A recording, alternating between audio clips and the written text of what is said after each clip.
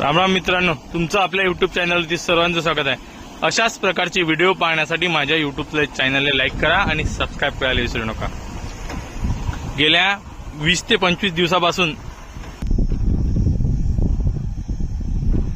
आमच्या आगर गावामध्ये पाणी नाही आहे।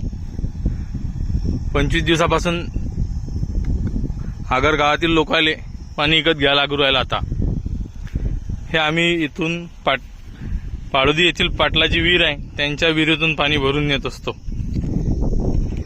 या विहिरीचं पाणी पण आटलेलं आहे, आता जरासं पाणी राहिलेलं आहे। बस एवढं पाणी आहे, काऊन की आता मे महिना लागलेला आहे, पाण्याची पातळी कमी झाली।